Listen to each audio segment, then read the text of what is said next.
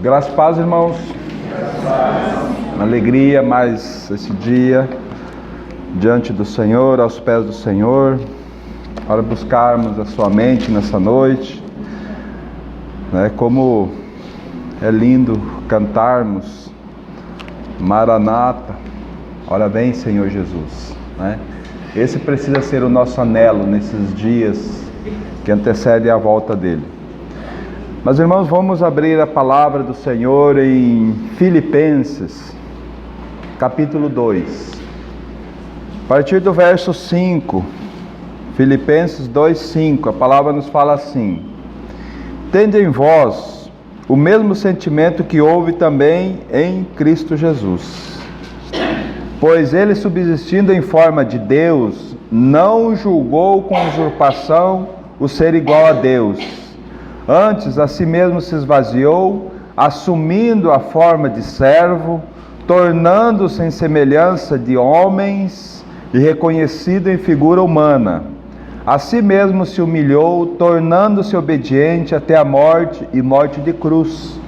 Pelo que também Deus o exaltou sobremaneira e lhe deu o nome que está acima de todo nome, para que ao nome de Jesus se dobre todos os joelhos, nos céus, na terra e debaixo da terra, e toda língua confesse que Jesus Cristo é Senhor, para a glória de Deus Pai. Amém? Essa passagem, tendo em vós o mesmo sentimento. Esse sentimento foi colocado aqui um pouco fora daquilo que o texto original traz, porque o texto original traz a mesma mente, tendo em vós a mesma mente que houve também em Jesus Cristo. Amém? Então, irmãos, esse texto ele chama a nossa atenção e que o Espírito nos dê graça nessa noite de nós podermos ver quem é esse Cristo a quem nós chamamos de Senhor, né?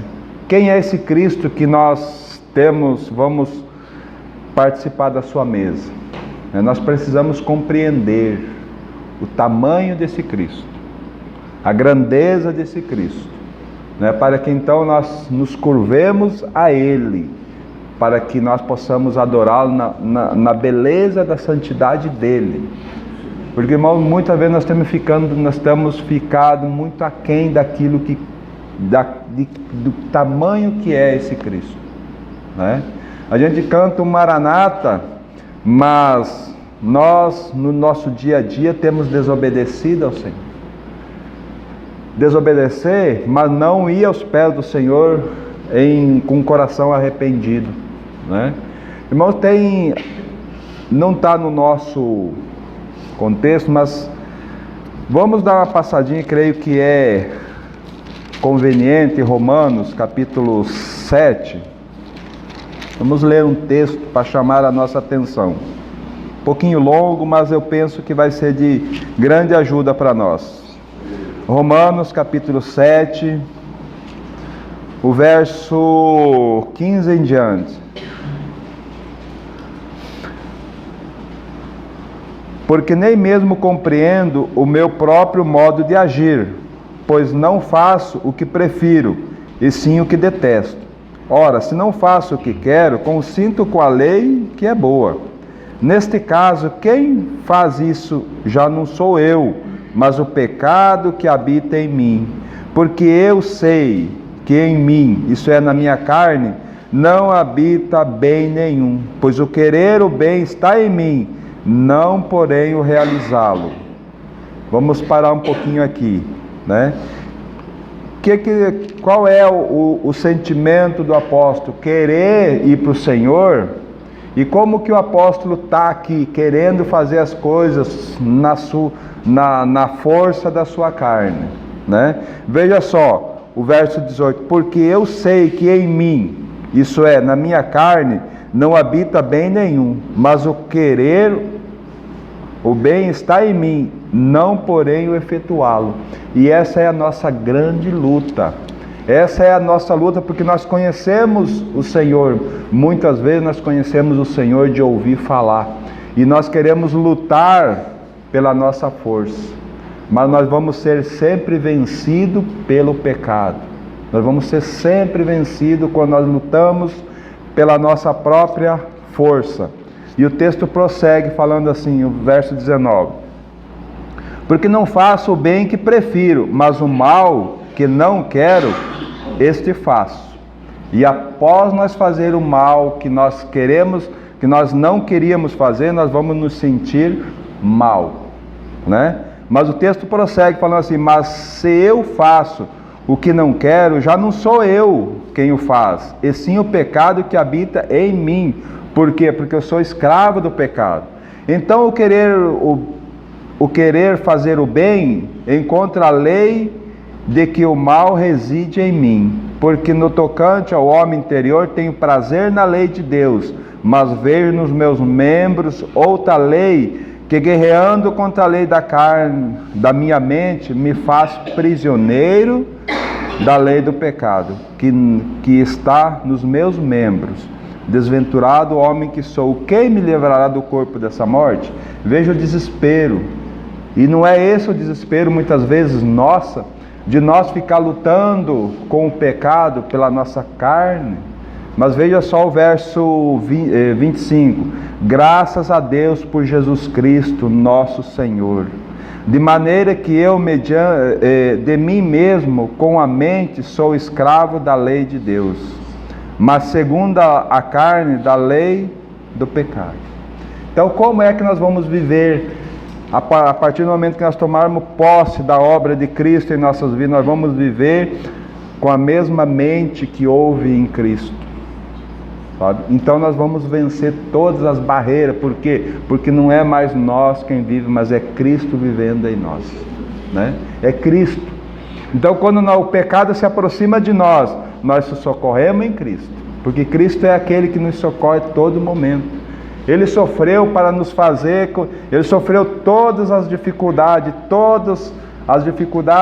do homem, Cristo padeceu, para que Ele pudesse nos salvar, nos socorrer, né? Então, irmãos, nós precisamos compreender quem é esse Cristo que nós chamamos de Senhor, né? Que nós confessamos Ele. E tem um texto muito precioso, os irmãos podem ver em Colossenses, lá Colossenses 3 começa a falar assim: se vós ressuscitaste com Cristo, buscai as coisas do alto. Ele vai seguindo. Quando chega no verso 4, tem algo muito interessante. Quando Cristo, que é a nossa vida, se manifestar, então vós sereis manifestados. Mas o que me chama a atenção, quando Cristo, que é a nossa vida, nós precisamos olhar essa palavra e tomar para nós.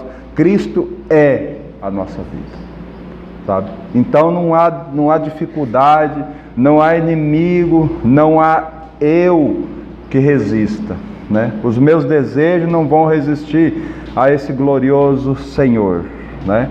Então, uma meditação. Hoje nós temos a mesa do Senhor, e eu gostaria que nós compreendesse quem é esse Senhor que nos convida, né?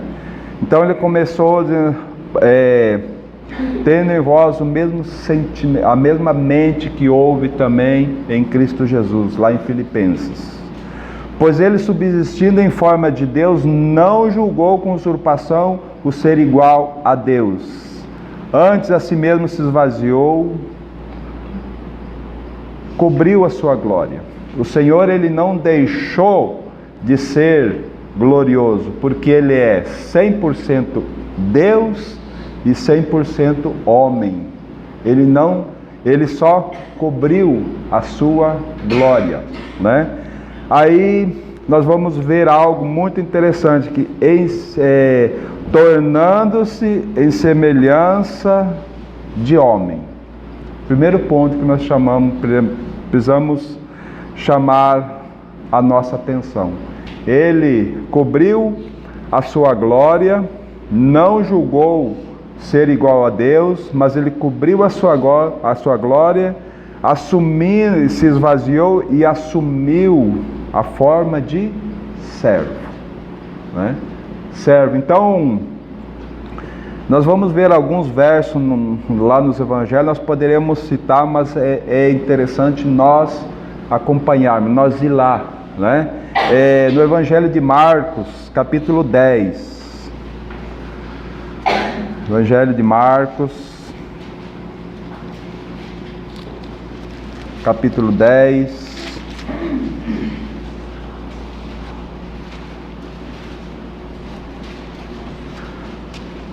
O contexto que está falando aqui em Marcos capítulo 10, né, nós vamos ver o verso 45, mas o contexto aqui é que Tiago e João, aqui fala que Tiago e João foram, mas nos outros evangelhos fala que a mãe de Tiago e João foi até Jesus, pedindo para que quando Jesus viesse na sua glória, um deles se assentasse à sua direita, outro à sua esquerda, né? Então eles têm esse diálogo, mas quando chega no verso 45, o Senhor explicando para eles, fala assim: pois o Filho do Homem não veio para ser servido, mas para servir e dar a sua vida em resgate por muitos. Então ele se esvaziou na sua glória, veio assumindo uma forma de servo, para quê? Para nos dar vida. Ele não veio para ser servido, ele veio para nos servir. Nós que éramos inimigos, fomos aproximados pela obra de Cristo. Então veja como esse primeiro ponto, irmãos, assumindo a forma de servo, precisa chamar a nossa atenção. O Deus glorioso se esvaziou, assumiu uma forma de servo, para quê? Para nos dar vida e para nos servir, né? Aí Filipenses, continuando novamente, o texto vai prosseguindo assim: e tornando-se em semelhança de homem. Tornando-se em semelhança de homem. Para quê? Ele tinha que se tornar, ele tinha que ficar igual ao homem para se identificar conosco, né? Para sofrer todas as afrontas, para ser aquele que poderia nos socorrer, né? E nesse texto eu gostaria que nós fôssemos para Hebreus capítulo 4. Hebreus capítulo 4 e para frente.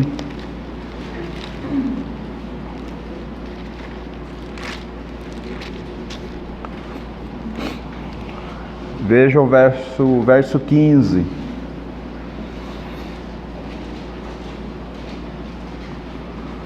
Hebreus 4, 15 vai falar assim: porque não temos sumo sacerdote que não possa compadecer-se das nossas fraquezas. Antes foi ele tentado em todas as coisas, à nossa semelhança, mas sem pecado. Veja que preciosidade. Ele se tornou homem. Para quê? Para sofrer todo aquilo que o homem, todas as afrontas de Satanás, todas as afrontas que o homem iria sofrer. O homem sofre. Ele sofreu em semelhança de homem. Para quê? Para poder socorrer. Para que nós possamos nos achegar diante dele com o coração dizendo: Senhor, aqui está. Eu tenho sofrido isso e isso, e ele vai saber exatamente aquilo que nós estamos sofrendo. Por quê? Porque ele passou por isso, né? E o verso aqui, no verso 16, dá um ânimo para nós. Ele veio em forma de servo, ele veio em figura humana e sofreu todas as afrontas. E aí o verso 16 fala assim: acheguemo-nos, portanto, confiadamente junto ao trono da graça, a fim de recebermos misericórdia e acharmos graça para socorro em ocasião oportuna. Então nós podemos nos achegar, irmãos, com um coração sincero diante do Senhor, que nós vamos receber toda a graça dele. Não há pecado, não é transgressão que o nosso Senhor não se compadeça e não use de misericórdia. Mas ele precisa de um coração arrependido, né? Então, acheguemo-nos, portanto, confiadamente, que nós vamos receber graça, misericórdia. E naquela situação, naquele momento oportuno, nós vamos ser curados daquela enfermidade que estamos sofrendo ali na nossa afronta, né? Então, que preciosidade, que Senhor que nós temos. Que glória é essa, né? Então, voltemos novamente a Filipenses, para nós continuarmos o texto. E ele fala assim: e reconhecido em figura humana, né? Reconhecido em figura humana. Para quê, irmãos? Para identificar-se com a natureza humana. Porque se Cristo não tivesse a natureza humana, se ele não nascesse humano, ele não teria como nos salvar, né? Ele não teria. Veja que lá no Antigo Testamento, em muitos lugares, Deus fala assim, que ninguém pode ver a face de Deus. Moisés mesmo queria: mostra-me a tua face. E ele falou: nenhum homem pode ver a minha face. Mas então, quando esse Senhor cobriu a glória dele numa vestimenta humana, ele pôde se identificar conosco. E aí sim, nós pudemos ser salvos por ele, né? E qual o contexto que nós poderíamos ir? João capítulo 12. Evangelho de João capítulo 12. O que está acontecendo aqui no capítulo 12? Chega uma hora em que os gregos queriam ver o Senhor. Chegou um momento em que Felipe foi até Jesus e diz: ó Senhor, os gregos estão aí. Os gregos vieram para... E Felipe estava com um desejo agora sim, agora o mestre vai desbancar os gregos, porque o nosso mestre é sábio, né? Os gregos, a nata, a sabedoria da época vieram até o Senhor.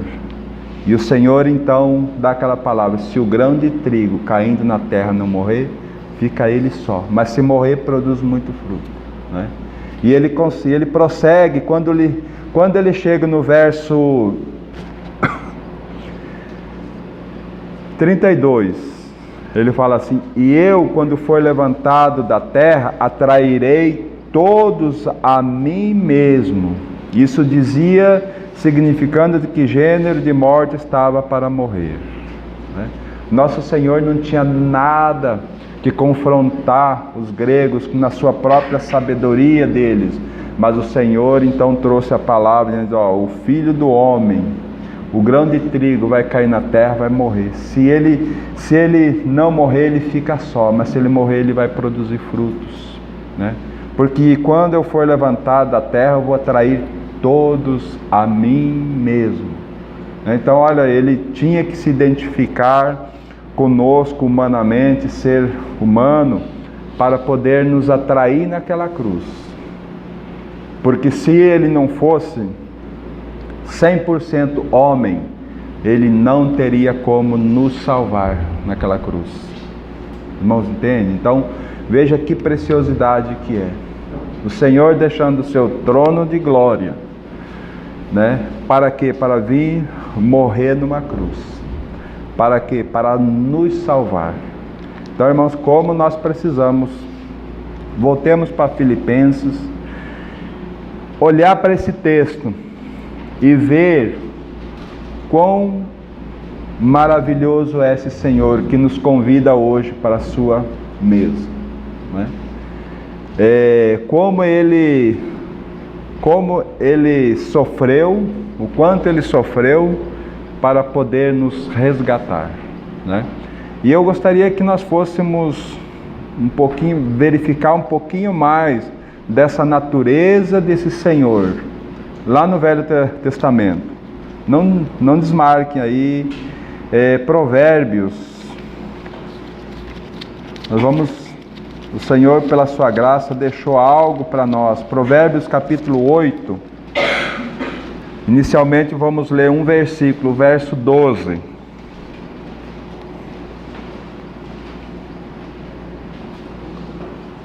Provérbios capítulo 8, verso 12.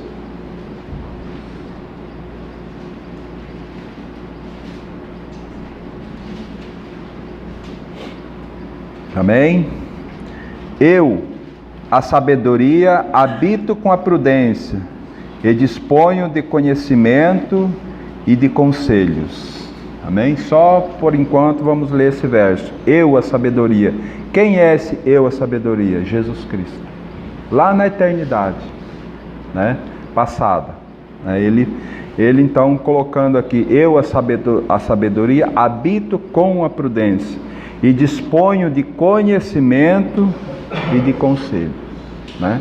Agora veja a partir do verso 22, nós vamos começar a entender um pouquinho mais da grandeza desse Senhor. Verso 22. O Senhor me possuía no início da sua obra, antes de suas obras mais antigas. Então aqui está falando de Deus, né? E a sabedoria, Deus então estava com a sabedoria que era Cristo. Então Cristo estava lá nas obras mais antigas, juntamente com Deus. Desde a eternidade fui estabelecida, desde o princípio, antes do começo da terra, antes de haver abismo, eu nasci. Então aqui nós temos uma dificuldade, porque Jesus Cristo ele não nasceu, ele foi gerado. Então a tradução aqui, antes do abismo, eu fui gerado, né? Então Jesus Cristo ele foi gerado do Pai. E antes ainda de haver fontes carregadas de água, antes que os montes fossem firmados, antes de haver outeiros, eu fui gerado, né? Então imagine, antes do fundamento da terra, antes o Senhor já existia, né? Ainda ele não tinha feito a terra, nem as amplidões, nem sequer o princípio do pó do mundo. Quando ele preparava os céus, aí estava eu. Quem é esse eu? Jesus Cristo, né? Quando traçava o horizonte sobre a face do abismo, quando firmava as nuvens de cima, quando estabelecia as fontes do abismo, quando fixava ao mar os seus limites, para que as águas não ultrapassassem os seus limites. Quando compunha os fundamentos da terra, então eu estava com ele, e era o seu arquiteto. Olha que preciosidade, irmãos. Antes, quando Deus estava lançando os fundamentos da terra, quem era o arquiteto de Deus? Cristo. Por isso que a palavra diz, todas as coisas foram criadas por meio dele e para ele. Sem ele, nada que foi feito se fez. Então ele, Jesus Cristo, é o arquiteto, né? Mas o texto não termina aí. Dia após dia eu era as suas delícias, né? Jesus Cristo era as delícias do Pai. Então tudo que o Pai fez foi para o seu Filho. E o seu Filho era o arquiteto, né? Agora veja, irmão, folgando perante ele em todo o tempo. Então ele se deleitava, ele estava sempre com o Pai. Agora veja o verso 31. Regozijando-me no seu mundo habitável. Então o Senhor achava todo prazer naquele mundo que Deus havia criado. E achando as minhas delícias com os filhos dos homens. Irmãos, aqui está a igreja de Deus. A igreja, nós estávamos aqui, porque Efésios capítulo 1, a partir do verso 4, diz que o Senhor nos chamou antes da fundação do mundo. Deus estava lançando os fundamentos, Jesus Cristo era o seu arquiteto, e Jesus Cristo era as delícias do Pai, e nós éramos as delícias de Cristo, né? Veja então, irmãos, como aquele texto precisa chamar a nossa atenção, porque nós já víamos lá, quando estava sendo lançados os fundamentos de tudo isso, de toda essa terra, de todos os propósitos de Deus, o Senhor nos tinha chamado, nós já existia no coração dele, né? E ele, como seu arquiteto, ele programou tudo isso para nós. Então ele se deleitava, ele já se deleitava, né? Nós éramos as delícias, porque ele achava suas delícias com os filhos dos homens, né? Então ele já, lá na eternidade, ele já nos via como redimidos dele, né? Vamos, Efésios.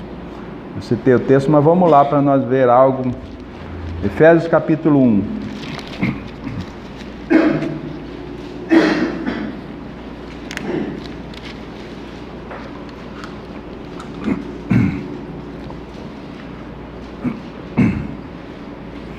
Efésios capítulo 1, verso 4.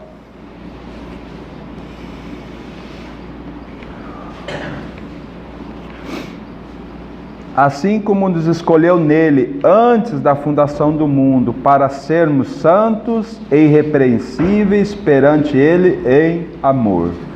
Amém?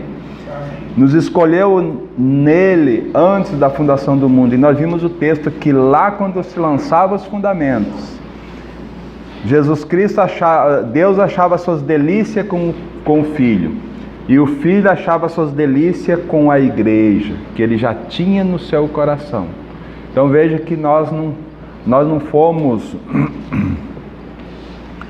um acidente do percurso que o Senhor olhou para nós e disse: eu vou salvar esse grupo aí, afinal de contas, estou passando por aqui mesmo, eu vou salvar. Não, nós já estávamos lá na fundação. Antes da fundação do mundo, nós já estávamos no coração do Senhor.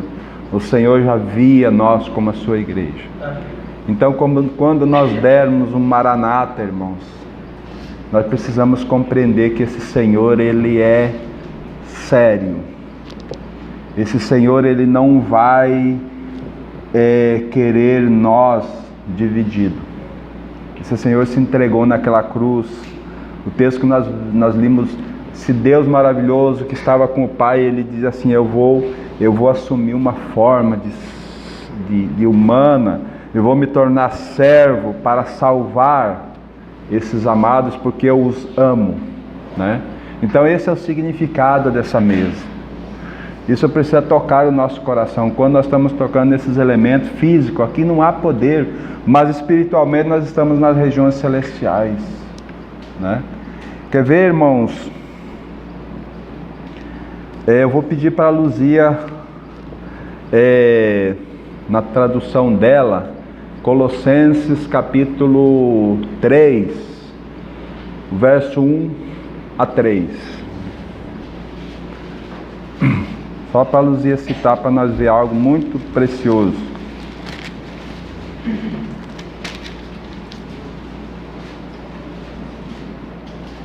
Se não for essa, você me fala, entendeu? É a LTT? Isso.